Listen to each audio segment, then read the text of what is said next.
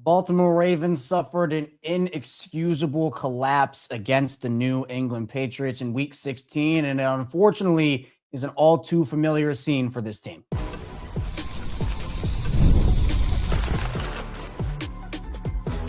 You are Locked On Ravens, your daily Baltimore Ravens podcast.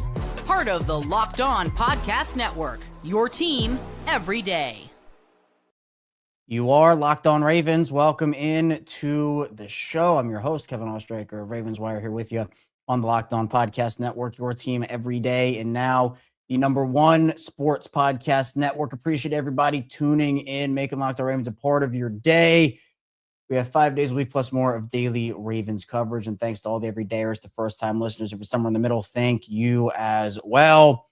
Well, Ravens playoff hope slip away. It take a miracle at this point, all because they collapsed in epic fashion against the New England Patriots. But unfortunately, it's not the first time we have said they've collapsed in epic proportions this season. So we'll talk about the loss in general, just what makes it so maddening and why it is a direct, I think, sign that this team needs change. We'll also talk about John Harbaugh failing again, and that also goes into the conversation about change. And we'll talk about what's next. And guess what? That also goes into the conversation about change. So thanks for being here again. Today's episode of Locked On Ravens is brought to you by Gametime. Down the Gametime app, create an account. Use code Locked On NFL for $20 off your first purchase. Well, I think since I logged off of the watch along about 25-ish, 30 minutes ago, I've gone through the 5 stages of grief probably 15 times, with a lot of, the stage I've been stuck on being anger because of how inexcusable this loss was. And I think, honestly, this is the most egregious loss the Ravens have had in a very, very, very long time. And we can talk about some of the execution mistakes, which we'll get to. We'll talk some about the defense and the offense and them not showing up in big moments, and, seeing that the Ravens had a real shot to win this game where it went wrong there.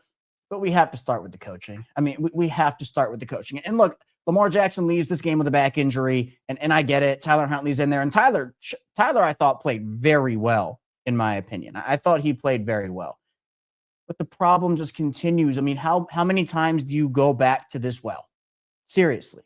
And this is something, if you've been listening to me for a while on Locked On Ravens, I have said over and over and over again, how many times do you go back to this well? I just hit my mic there by accident. How many times do you go back to this well with John Harbaugh? Because I just don't get it. Because whenever they feel like they're in situations where the game script is so clear and they've done this particular thing well, which usually is running the football like it was tonight, and then all of a sudden, you just abandon it, and it's Monken, it's everybody, but it all falls back to the head coach. It all falls back to the head coach. And I've sat here and said before, like, these are some really, and especially if you watch the watch-alongs, like, I don't know what's going on here. And I tweeted out on social media, if you follow me on social media, I said, for that last drive of the game, if Derrick Henry does not come in the game on this final drive, changes need to be made. And let me tell you why this was so egregious. All right. Let me tell you why. The Ravens in this game averaged, as a team, 5.2 yards per carry. And guess what? Keaton didn't have it in this game. And that's fine. Keaton's not going to have it every game. Derrick's not going to have it every game. Right. But ideally, and honestly, in most circumstances, either Derrick or Keaton will have it. And let me tell you what, Derrick Henry had it in this game. He had it. 18 carries for 128 yards and 2 touchdowns, 7.1 yards per carry. The Patriots couldn't stop him. They couldn't stop him. They were outmatched without Milton Williams. Multiple defensive players and a key defensive lineman suffered injuries in this game that knocked them out. And the Ravens offensive line, who I thought had their best game of the season, were blowing guys off of the ball. And then you look at these final 2 possessions of the game. A punt, that drive was 6 plays, 13 yards. And then the fumble from Zay Flowers. And, we'll get to Zay, and we'll get to all that later, because it does play a story and it does play a part. But after you just ran a drive, the third to last drive of the game, the last 2 drives, Henry didn't have a snap, which is egregious. The drive before that, you have Keaton Mitchell, 4-yard run, Derrick Henry, 4-yard run, Derrick Henry, 22-yard run, Derrick Henry, 4-yard run. Derrick Henry, 2-yard run, touchdown. You ran the ball down their throats. That was your formula. And then what do we see from this team? They get too cute. And this is what I've said about the Todd Monken offense for 2.5, almost 3 years at this point, is I think Todd Monken has done wonderful things for this team since coming in, helping Lamar Jackson, helping this offense flourish. But we've seen far too many times two things. This Ravens offense either starts out extremely fast and then fizzles out late, or they start extremely slow and they can't get going by the time they need to get going, and it's too little too late. This was an example of the former, where the Ravens had probably honestly, in my opinion, the best drive they had all season in the first quarter, first drive of their game when they got the ball to open the game. You had the deep pass to Zay, Henry run for 3 yards, Henry run for 4 yards, Zay for 21, and then Henry for a touchdown. But this man is averaging 7.1 yards per carry. And guess what? I don't care about game flow in this situation. I don't care about it. You want to know why? Because the Ravens had 3 timeouts. It's not like they had 0 timeouts, no two. They had the timeouts to run this football. And even if it's not successful and you get like 2 yards or 1 yard, I'm taking that chance with the guy that averaged 7.1 yards per carry in this game. And the fact that they continue to abandon him for possessions. And I understand the value of having a third down running back and a pass catching running back. Derrick Henry can do that stuff. And so the second to last drive, where they went 6 plays, 13 yards with the punt. It was an incomplete pass on first down to Rashad Bateman. And I said, if you've watched the watch long, you can go back and see my reaction. I was like, okay, you're running the ball really well. I'd run the ball. And then Keaton Mitchell ran for 4 yards. And then it was the pass to D-Hop. D-Hop was insane. He was incredible in this game. We'll talk about that a little later. But so then it was the pass to D-Hop. And then it was Keaton again for no gain, who again just didn't have it as much as he usually did tonight, which is okay. But your other guy did, your star did. And then it was Huntley scrambling for 3 yards, and then that throw to Andrews for 3 yards, and then they end up punting the ball back. But then what this play made me the most mad out of everything. Once the Patriots scored their touchdown, first play on their final drive of the game, it was a screen pass essentially to Rasheen Ali in the flat, who gets tackled for 5 yards. And then obviously the fumble happens after that. But like, I cannot believe it, but at the same time, I unfortunately can, because this has been the formula. And someone said it, I can't remember if it was on social media or maybe it was in the watch along chat, but someone did say it, is the Ravens season essentially started the way that it ended. And I see that John Harbaugh is commenting on it right now, which we're going to dive a lot deeper into on tomorrow's show at 6 a.m. So be sure you stay tuned for that. But I don't care what John Harbaugh says. It was the wrong call. And he's saying that they plan to bring Henry back in if the last drive continued. I don't believe him. I genuinely do not believe him. I honestly think he might be trying to save face there, because we've seen it in the past. I mean, what does the track record tell you? Even if they're running a rotation, I mean, they clearly believe in Rasheen Ali as their third down back. I mean, that's what they have told us. That is what John Harbaugh has explicitly said about game flow conversations. So what makes me believe that John Harbaugh is actually going to put him back in that game? Nothing. I genuinely don't believe. And seems like, I haven't had a chance to obviously watch the press conference yet, and that's why I want to dive deeper on it on tomorrow's show, because I'll have more context on it. But, he's talking about Zay Flowers fumbling the ball, which I get, but like, there needs to be some accountability here. Like, there needs to be. And it's just so frustrating to see. And by the way, this is not just a this year thing for John Harbaugh, where in the biggest moments, the defense, unfortunately, who I thought played valiantly for some of this game, forcing 2 huge turnovers on Drake Maye, they came up short in the end. And, that's even with some ref help at the end with Marlon Humphrey, who very clearly interfered with Kayshon Boutte on that play. So even still, just they let up. And you could tell once that fumble happened, and even though the Ravens still had 3 timeouts, you could tell the Ravens defense was done. That it's what Cincinnati did, in my opinion, to the Ravens at the end of their game 2 weeks ago, or I guess I'm losing track of time, last week. And I have the same energy for it. that I did for Cincinnati. It's inexcusable there. But you cannot as a coach leave your players out to dry like that, because I think that Tyler Huntley was working great in tandem with Derrick Henry. Yeah, Henry had the fumble. I get it, but he was your best player on offense because, I thought Zay was great for the majority of the game, but like you can't fumble the big moments, and that's unfortunately what Zay has done a lot this year. I'm speechless. I'm speechless. You have a guy that is grounding and pounding this Patriots team. It was right there for you. The formula was so simple, but the Ravens make it so difficult. And the fact that they have done this not just in games with their season on the line in the regular season, but obviously in the playoff games, like the AFC Championship game back in 2023. It'd be one thing if this was new, right? If this was something that the Ravens hadn't done before. If maybe it was a younger team and they got scared in a big moment, or maybe they were trying to be too cute and you're like, man, all right, they can hopefully learn from that for next time. And it stinks right now, but this isn't a trend.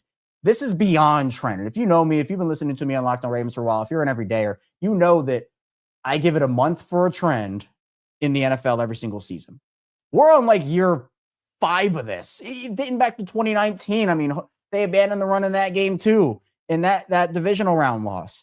The Ravens season essentially falls flat. They're not technically eliminated yet, but man, does it feel like it. And to me, yes, did the players have some moments in this game that defined it? Absolutely. And we'll talk about that because those are inexcusable as well. But the coaching staff has done this far too many times. And to me, this was absolutely outside of the AFC Championship game where, running your running back 6 times is ridiculous. But outside of that, in that big moment, this to me was the most egregious outcome that you could possibly have. This is the most egregious instance of them throwing a game away when it's right there for them to win. And like the Ravens do, unfortunately, too many times, they have snatched defeat from the jaws of victory. And it's frustrating. It's extremely frustrating. And this is the most frustrated I've been about this team in years, honestly. I mean, maybe dating back to that AFC Championship. I mean, the Buffalo game was tough too in like those moments, but like I'll say regular season game in a very long time. So coming up in the second part of the show, we'll keep talking about John Harbaugh, keep talking about the Ravens' failures, and obviously we'll mention some of the players, what happened to Lamar, and some of the fumbles that this team had, and some of the moments that went in the wrong direction for this Ravens team. So be sure to stay tuned. Plenty coming your way on this instant reaction edition of Locked On Ravens. First, the show is brought to you by Gametime. The World Cup is coming back to North America for the first time since 1994. And with 48 teams for the first time ever, it's going to be massive. But let's be honest, getting tickets is usually the hardest part. That's why the Gametime app is clutch, finally giving the fans a real advantage when it comes to snagging seats. With Gametime, you can track price drops in real time, get alerts when great seats open, and buy tickets the moment they hit the app. It puts the power back in your hands and makes going to the World Cup realistic instead of impossible. You pull up the app and the layout makes it so simple to scroll through matchups and compare seat views. Pick a game, tap a section, and have your tickets locked in within minutes. No confusion, no hunting for fine print. And the seat view features a game changer. Literally see what the pitch looks like from your exact seat before you buy. They just working on buying World Cup tickets in every match, concert, or event with Gametime. Down the Gametime app, create an account, use code LOCKEDONNFL for $20 off your first purchase. Terms apply. Again, download the app, make an account, use code LOCKEDONNFL for $20 off Gametime. Continuing on, Locked On Ravens, Kevin Oestreicher still here with you after the Ravens collapse against the New England Patriots in Week 16. Double-digit lead in the fourth quarter gone. Baltimore falls to 7-8, and their playoff chances fall with it. Just terrible. I appreciate everybody for tuning in, especially after a loss. I know how hard it can be to do that and spend some time listening to, a recap of a tough game after watching the tough game, but it means the world to me. And, it's a vent session for me. I try to, do as best I can to kind of cycle through all the emotions and kind of work through them with everybody who's watching and listening. So and I appreciate that so much. You can like and subscribe in video form and audio form. We have 5 days a week plus more daily Ravens coverage, Monday through Friday, 6 a.m. Eastern time. So we'll be back here tomorrow talking about John Harbaugh even more and the rest of the week, obviously, as well. And also, if you want some additional content, you can hit up the Everydayer Club where it's stuff I don't have time to do on the show anymore. So we have Q&As and, exclusive text access and all that. So that link's in the description down below.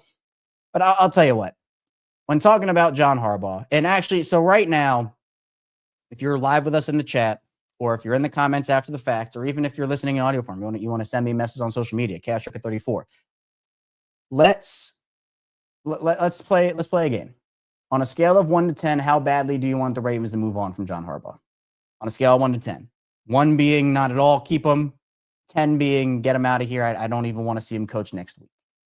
Let's play that game on a scale of 1 to 10, because I think a lot of people are fed up with it. I think a lot of people are just done with it. And here's the thing, because I know a lot of people have a lot of different opinions on Lamar Jackson. And my opinion on Lamar personally is I think he should be the quarterback of this team forever for as long as he wants to. And, I'm a huge Lamar Jackson guy. But Lamar is going to be 29 next month. Lamar's not 24, 25, 26 anymore. And how many times do you want to go back to that well of, the Ravens have gone through multiple different coordinators. And are you going to use another excuse here? It's like, are the Ravens any better than the Bengals, who apparently are going to keep Zach Taylor? It's expected they're going to keep Zach Taylor in 2026. That's a laughable decision. Zach Taylor is a laughing stock. But the Bengals, being the Bengals, are going to do that. The Ravens are not the Bengals. But if they keep John Harbaugh, in my opinion, that's what they'll be like. And I know that probably is might have been one of the harsh statements I've ever put out on this show before. Is throwing a stray at another team. Didn't really mean it that way, but it's true. You don't want this to continue to bleed into this team, where I just feel like, if I'm being honest, and I don't know what goes on inside that locker room, I don't know what goes on inside that organization, but looking off of vibes and how this year has just been so weird, I don't feel like the messaging has gotten through all year. And I feel like while Harbaugh, and I'll say this, let me say this, because I made this point 2 weeks ago after they lost to Pittsburgh, and I still think it holds true and still holds weight. The reason John Harbaugh has stuck around as long as he has is because of what? Because he has been a consistent regular season coach who obviously has won a Super Bowl, but that was years ago, right? That was a decade plus ago at this point, almost 15 years ago. 3 playoff wins in the last 10 years is inexcusable. And it's the same conversation Steelers fans are having about Mike Tomlin. It's the same conversation other teams, even Bills fans, about Sean McDermott to an extent. But for me, Harbaugh has been around as long as he has, because every year you can chalk up the Ravens as like, hey, that's a team that's going to be in the playoffs. That's a team that, if Lamar stays healthy, that's a 12, 13, 14 win team that is going to have a shot to make noise. And even though the playoff success hasn't been there for them, and we know that, that's why John Harbaugh, in my opinion, has stuck around.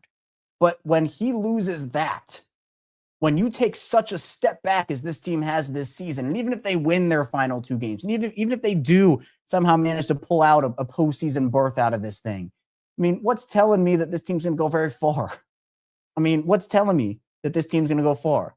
When the Patriots have had one of the worst rushing defenses in the NFL since Milton Williams goes down, you exploit that weakness. You do it beautifully.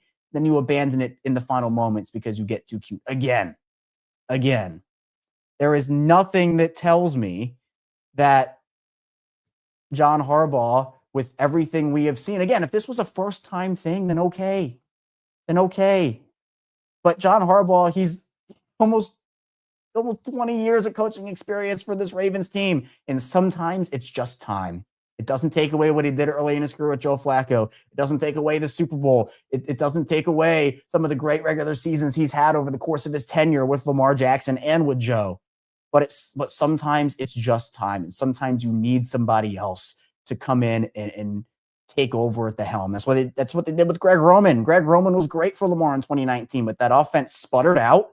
And it was time for something different. And they honestly moved on from him probably 1 or 2 years too late. But they did it. Todd Monken comes in and unlocks the offense, gives Lamar Jackson freedom. And look what has happened with Lamar in this offense.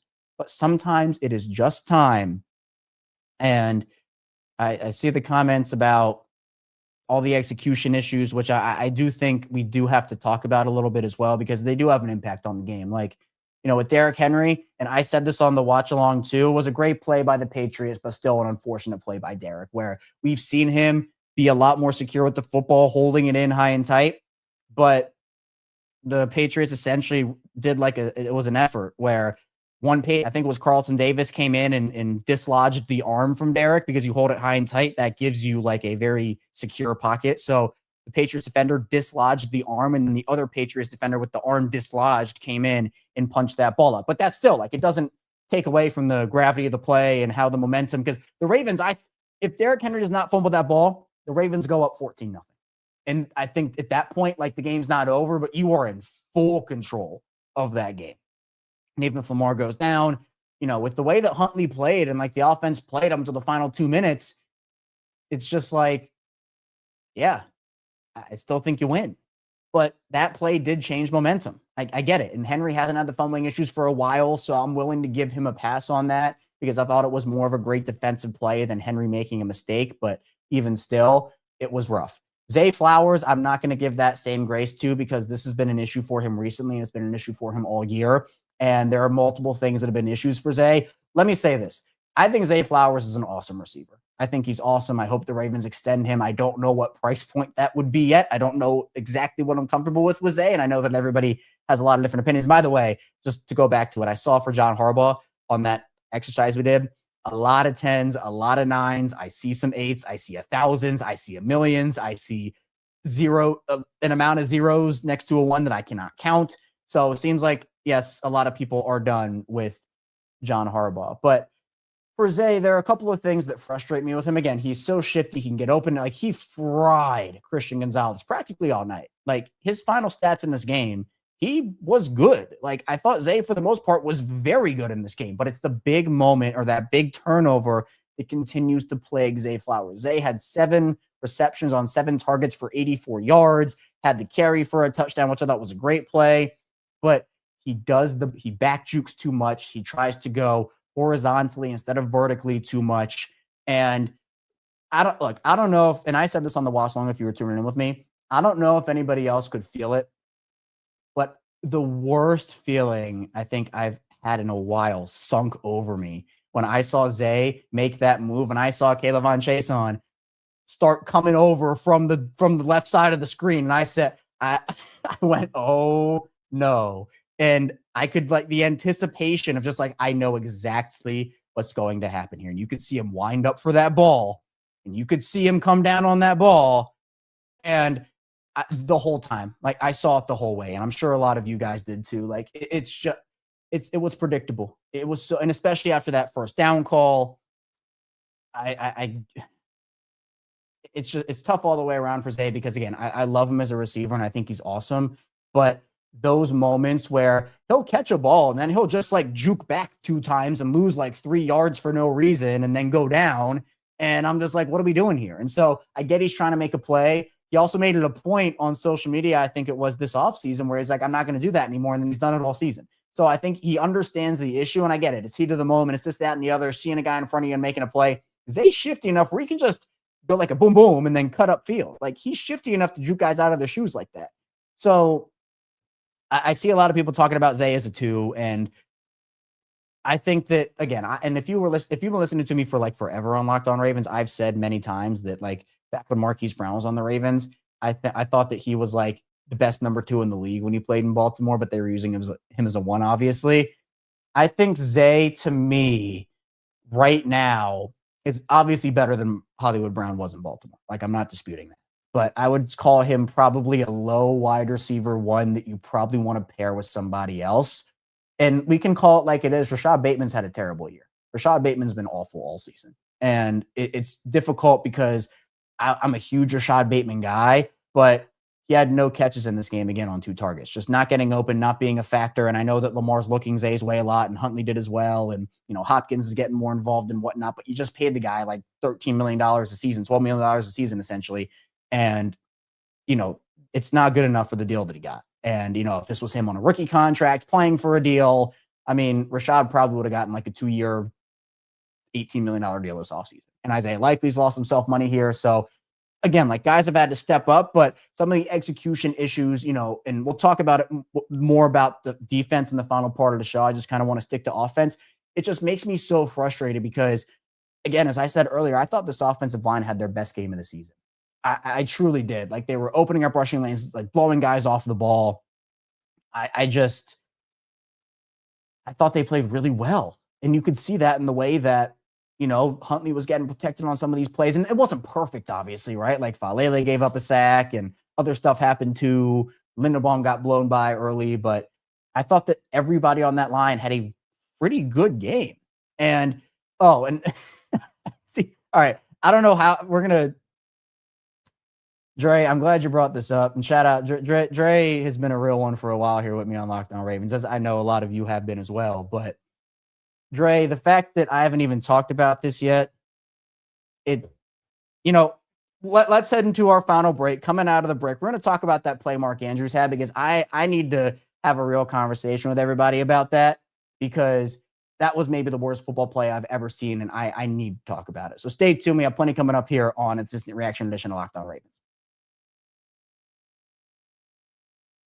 First, this show and this episode is brought to you by PrizePicks. The holiday season is one of the best times for sports, bowl games, big basketball matchups, playoff pushes. It's all happening at once. And while we're all making choices every day, one of the most fun places to make the right call is PrizePicks. PrizePicks is the easiest way to get in on daily fantasy. Just pick more or less on at least 2 player projections, lock in your lineup, and you're in the game. It's simple, fast, and available in 45 states, including California, Texas, Florida, and Georgia. PrizePicks has added an extra layer of excitement to the holiday sports schedule. Creating a lineup takes less than a minute, and the app makes the whole process smooth and intuitive. You can choose from a huge range of unique stats: fantasy score, field goals attempted, free throws made, turnovers, whatever fits your strategy. Download the PrizePicks app today and use code LOCKEDONNFL to get $50 in lineups after you play your first $5 lineup. That's code LOCKEDONNFL to get $50 in lineups after you play your first $5 lineup. PrizePicks, it's good to be right. Continuing on, Locked On Ravens, Kevin Oestreicher still here with you after that abysmal game that the Ravens played on Sunday night. As we are here 12:15 in the morning on the East Coast. Appreciate everybody again for being here late night with us on Locked On Ravens. We're actually going to have the squad show coming up at 12:30 a.m. Eastern time, so just 15 minutes if you're watching live. Myself, Sam Njoku, former Ravens receiver Kadri Ismail, we are all going to dive into the situation there, and I want to talk to Q a little bit about Zay and the fumbles and the Andrews play, but 5 days a week plus more here on Locked On Ravens. All right, let's talk about this Mark Andrews play. That play was the single worst football play / football decision I think I've ever seen. And I wish I was exaggerating. For those who don't know what I'm talking about, or maybe you forgot because I've been trying to wipe it from my brain too, because it was so bad. When Ardarius forced that fumble on Drake Maye to essentially stop the Patriots from driving, and, it was a huge play. Mark Andrews catches the ball from Tyler Huntley and tries to juke and then spin around and throw the ball to Zay. Didn't even get close, and the ball was, I guess, quote unquote, intercepted. It was in the air, and the ball was recovered there. Luckily, there was a roughing the passer penalty on the Patriots and the penalty on the Ravens that offsetted, which essentially made the play null and void.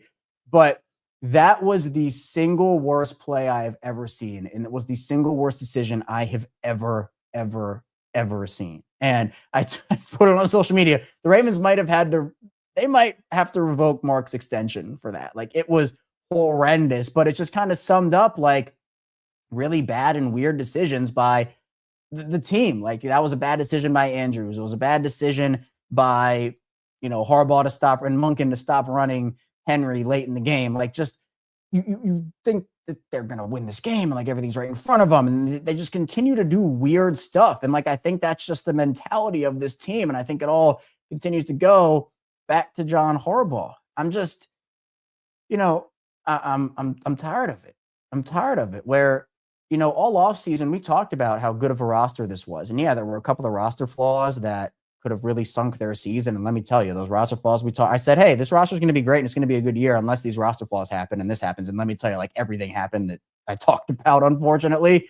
But it just feels like that's the mindset of this team, is just weird decisions by a lot of players and a lot of coaches. And that's the most difficult thing. And honestly, another thing that's really difficult is, I believe with the playoff picture, the Ravens can be eliminated. I mean, definitely from the AFC North conversation, but they don't have the tiebreaker over the Bills. They don't have the tiebreaker over the Texans. And I do not believe they have the tiebreaker over the Chargers, even though they play. So if I kind of run the simulator, so I'll actually refresh. So even if Baltimore beats Green Bay in week 17 and beats Pittsburgh in week 18, if the Steelers beat the Browns on Sunday, then that's it. The Ravens are out of AFC North contention, and let me see if the Texans do this, and then the Broncos do that. Yeah, even if the Chargers lose both their games, they're still in the wild card picture, I believe. Let me see. The Colts. We're doing some stuff. Yeah, so I think it is. Like, they'll be eliminated from postseason contention with a Browns loss to the Steelers on Sunday. Like, that's brutal. And again, I know for a fact it's AFC North. I haven't had the time to check yet because I hopped into the live pretty quickly. I haven't had the time to check yet if it's the full playoffs in general. So if someone in the chat knows that, you can let me know and we can talk about it. But again, like, I talked about how at the beginning of this season, this was AFC Championship at least or bust for me for this Ravens team. And when you don't even make the playoffs, because that's where we're headed. I mean, I'll tell you, like, I'm pretty confident that's where we're headed here. That there's no reason to not make sweeping changes. Like, there's no reason to not do that. And it's just, again, like, I keep coming back to frustrating, disappointing. And, you also look at the way this Ravens defense played over the course of the game. We haven't talked about them. Marlon Humphrey got torched by Stephon Diggs a lot of the time. He had a big interception early in the game, and he has those plays. He was thrown out a lot, though, and the Ravens really, in my opinion, missed Chidobe Awuzie in this game. Marlon at this point in his career, again, like, he's shown up with multiple big plays, but it's kind of like Zay, right, where he'll have all these great plays and then just get torched or have a really back-breaking play or two. And he even got the refs help in this game, and just really tough all the way around there. Alohi Gilman, I'm done with him. I do not think he should be re-signed. I think he was a fill-in until Ardarius came back.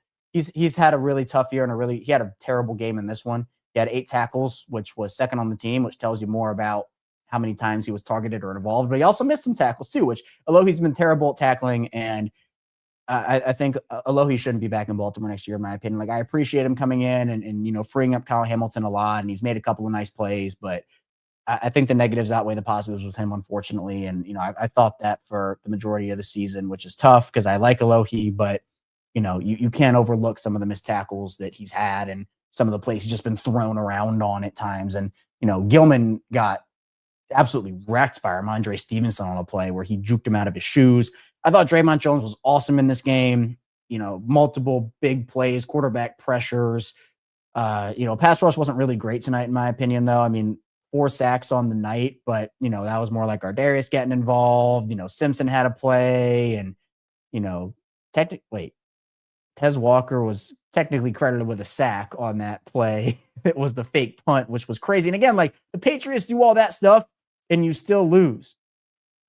Like, you still lose. So Patriots were scared of Tyler Huntley. They didn't have confidence in their defense because they understood, like, the Patriots knew what was going on. The Patriots understood that they couldn't stop the run. So that's why they faked the punt, because they didn't have confidence in their defense to stop. Like, they said, hey, we need to score or get points so that we can get a stop. And then once that fake punt happened, you're like, all right, the Ravens have all the momentum. This is awesome. This is great. And then they still can't win the game. They still can't get the job done. And in the biggest moment of your season, you falter. And we haven't even talked about Lamar getting injured and being out, which, is that's a tough blow regardless. And I thought that, Huntley was fine for me in this game. Like, I thought he was really good. Now, Harbaugh said he has no sense of time. If any, Lamar Jackson will miss. And apparently Lamar could barely move off of that. And, the play that he got injured on was really weird. And it looked like he kind of took a shot to, like, the side rib area instead of his back. But I don't know. I guess that's a storyline as the week goes on. But, like, at this point, for being completely honest about this team, even though their postseason chance is not 100% done, this team doesn't deserve to make the playoffs. What part of this team deserves to make the playoffs? You could argue specific players deserve to make the playoffs. Maybe specific units deserve to make the playoffs. But, I mean, this team doesn't deserve to make the playoffs. They've been, honestly, bad to maybe slightly mediocre for the majority, if not all, of this season.